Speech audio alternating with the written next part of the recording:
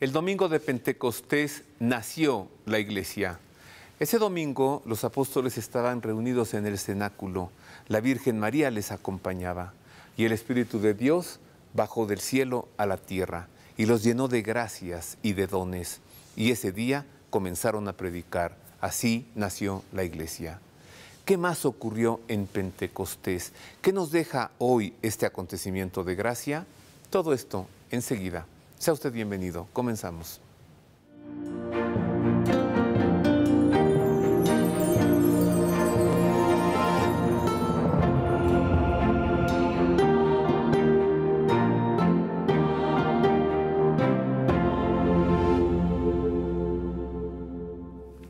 Qué gusto contar con el favor de su atención. Gracias por acompañarnos. Sea usted bienvenido a este programa. Hablemos de Pentecostés. Para ello, recibo con afecto a Mario Alberto Hernández. Él es teólogo por el Instituto Teresianum de Roma y es profesor en la Universidad Pontificia de México, un hombre reconocido por su espiritualidad. Bienvenido, Mario Alberto. Gracias. Igualmente. Recibo también con afecto a Fray José Roberto Díaz. Él es fraile agustino, por ahora es diácono. Esperemos que sea sacerdote en breve. Bienvenido, Fray José Roberto. Muchas gracias. Fray Tocayo. Fray Tocayo. Ajá. Así es. ¿Qué ocurrió en Pentecostés? Vámonos al cenáculo. Bueno, pues sí, ya dije, pero ¿qué más? Yo creo que es el impulso que recibe la iglesia naciente para continuar con el anuncio de la resurrección. Ya una misión más plena a partir de la unidad que da el Espíritu. Ajá, la unidad que da el Espíritu. Y también ese día los apóstoles supieron lo que no sabían, entendieron lo que no entendían, comprendieron lo que no habían comprendido. Pues yo creo que a lo mejor no todo, sino que con el mismo proceso de este anuncio del mensaje de Cristo, se irán ir disipando más dudas e irán comprendiendo más cosas.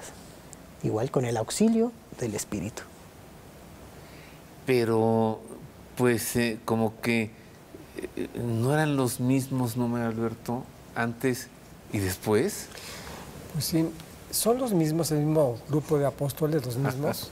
Menos uno. Menos uno, sí, pero tomando en cuenta que el Espíritu transforma, ¿no? Entonces, me parece que Pentecostés, como bien decías y retomaba José Roberto. Fray Tocayo, es el inicio de la iglesia, ¿no? Pero o sea, es un grupo que se convierte en una experiencia distinta de la cual va naciendo la iglesia, ¿no?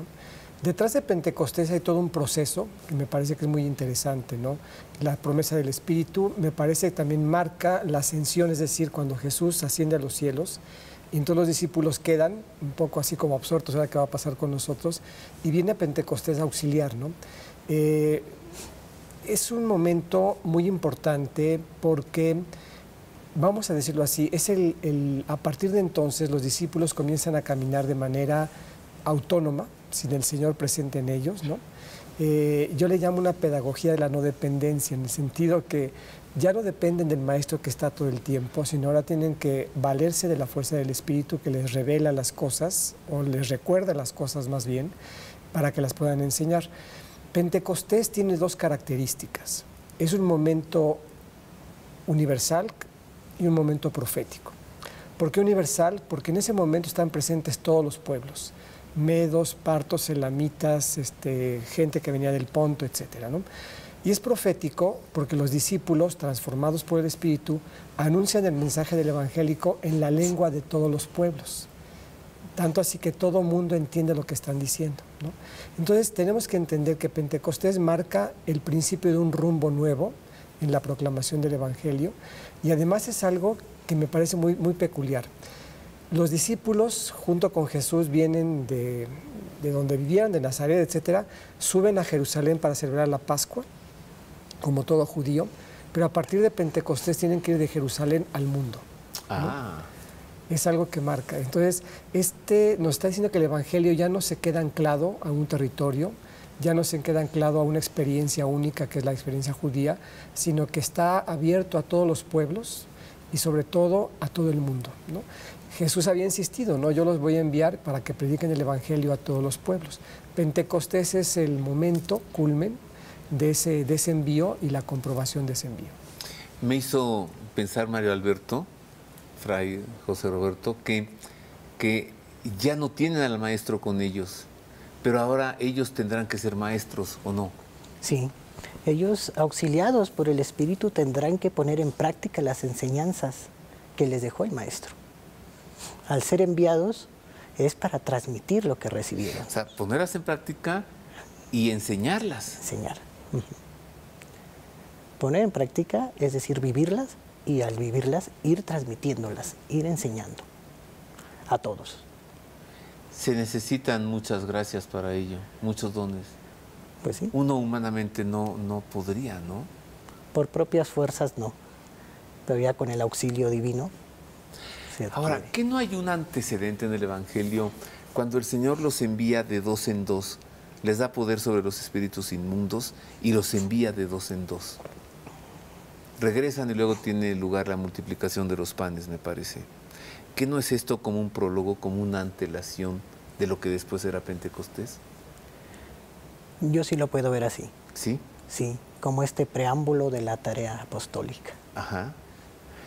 Así como revivió a Lázaro como un prefacio de la resurrección, ¿tú lo ves así también?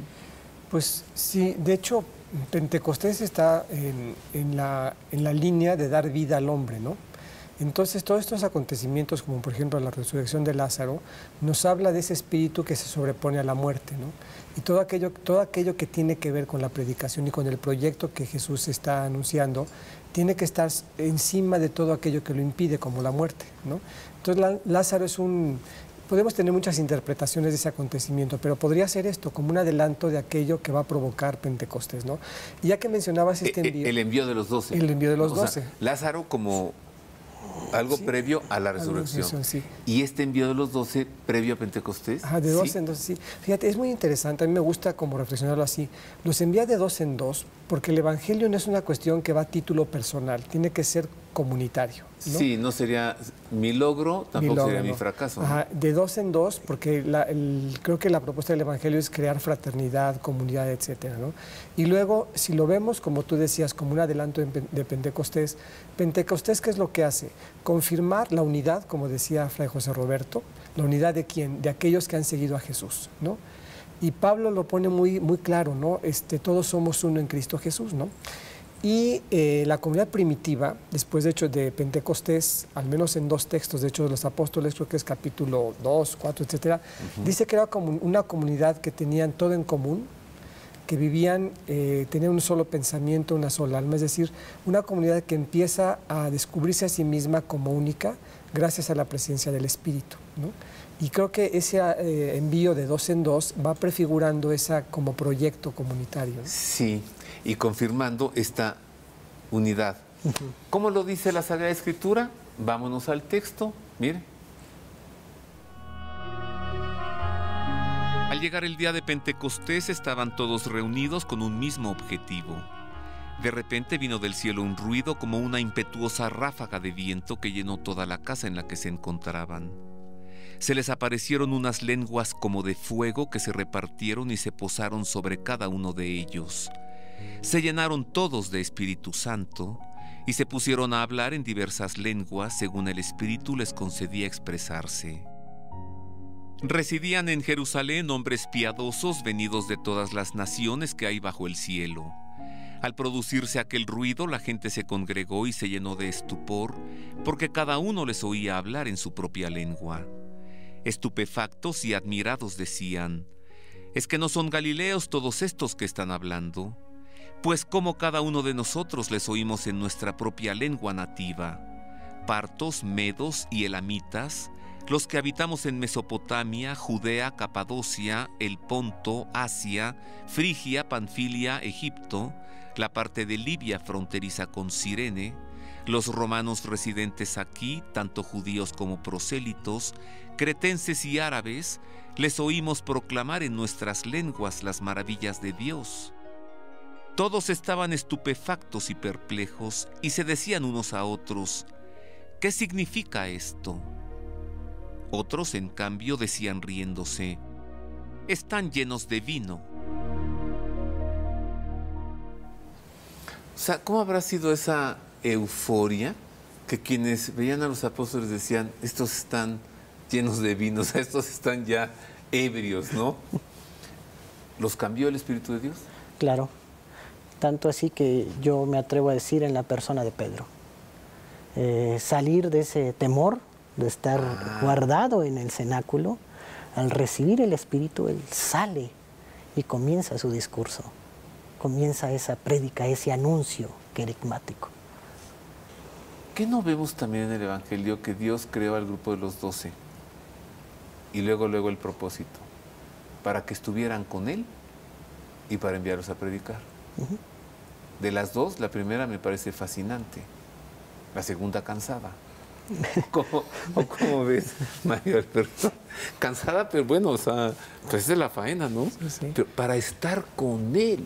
Creó a 12 para que estuvieran con Él. Ya, yo ahí me quedo. Sí, sí, sí. Hagamos una tienda, ¿no? Sí.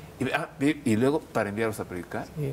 Sí, yo creo que ese estar con Él podría tener dos interpretaciones. Una es así como muy cómoda, ¿no? Como tú decías cuando está en la transfiguración, que dice Pedro, Señor, qué bien se está aquí, hagamos dos tiendas, ¿no? Eso habla de cómo a veces los hombres nos fascinamos con lo que vemos y nos queremos quedar allí, ¿no? Y Jesús siempre insiste, a ver, no se trata de quedarse aquí, sino de ir más allá, ¿no? Por eso el envío. Tú decías, ¿no? Para que permanezcan con Él. El evangelista Juan es muy reiterativo, ¿no? Sobre todo cuando habla de la vida y los sarmientos, etcétera, ¿no? Y creo que ese permanecer con Él significa estar de su lado, o sea, estar siempre con Él, ¿no? Hay un texto que dice, ¿no? El que está conmigo, el que no está conmigo está contra mí, y el que está conmigo, pues aquí está, ¿no? Entonces, el estar no solamente es un estar físico, sino un estar como de decisión, yo estoy de parte del Señor, ¿no? Y creo que eso lo hace más dinámico. Pero viene la segunda parte que tú decías, la parte difícil, ¿no? Vayan y prediquen, ¿no? Yo creo que en la mentalidad judía, no lo sé, pero me atrevo a decirlo, no existía esa complemento de llevar la escritura a una puesta en práctica, ¿no? A lo mejor faltaba, ¿no? Y el Evangelio es muy sabio, por ejemplo, siempre dice, ¿quiénes son mi madre y mis hermanos? Aquellos que escuchan mi palabra y la ponen en práctica, ¿no? Sí. Luego llega aquel joven y dice, oiga, Señor, ¿qué tengo que hacer para alcanzar la vida eterna, ¿no? ¿Qué has hecho? No, pues cumplí con todos los mandamientos. Ahí está. Te falta una cosa. Vende todo lo que tienes y dáselo a los pobres. Es decir, tienes que aventurarte a ir más allá. Ya no los llamo siervos, sino amigos, ¿no? Pero el siervo, el amigo tiene que aprender a lo siguiente, amarse como yo los he amado, servirse como yo los he servido, ¿no? Y el gran reto es ese que tú decías, ¿no? Todo es muy bonito, puede ser muy fascinante estar con el Señor, pero eso estar significa tomar postura, ¿no? Y empezar a predicar, y el Espíritu tiene esa función de lograr que los discípulos y aquellos que son consagrados, ungidos con el Espíritu, se muevan, ¿no? O sea, por lo que nos dices, para que estuvieran con Él o para ser cristianos, o sea, para adherirse a Él. Así es. Creó a 12 para que fuesen cristianos. Así es. Dejo esta pregunta aquí. Ese relato de la creación del grupo de los 12 será también preámbulo de lo que ocurre en Pentecostés. Una pausa, volvemos con esto y también, a ver, conozcamos los dones, ¿no? Los dones del Espíritu Santo, a ver quién quiere tener uno, pero recuerda el propósito. ¿Para qué?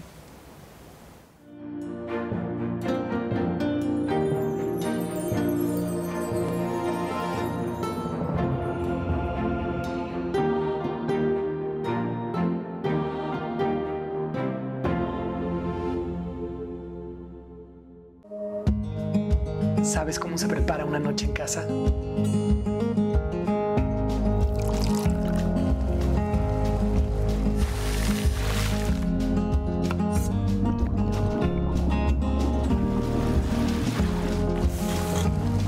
Todo comienza con La Moderna. ¿Estás buscando películas, vidas de santos, documentales, talleres, conferencias y contenido seguro para los niños? Llegó Fanflix, la plataforma católica número 1 en Latinoamérica. Vive la experiencia de un encuentro con Dios a través de cientos de contenidos para toda la familia. Disponible en tu celular, tu computadora o tu pantalla. Suscríbete hoy mismo en fanflix.mx con el cupón Ver y Creer y obtén 30% de descuento en tu suscripción anual. Desde 1906, el Troquel es el fabricante e importador de artículos religiosos de mayor prestigio en México. Medallas, cruces, rosarios y crucifijos italianos y nacionales. Troquelación de medallas civiles, deportivas y religiosas. Máquinas alemanas para hacer hostias, incienso, pulseras y 1000 productos más. El Troquel, en Venezuela número 50, Centro Histórico. Pedidos al 55 5702 7088 y en www.troquel.com.mx.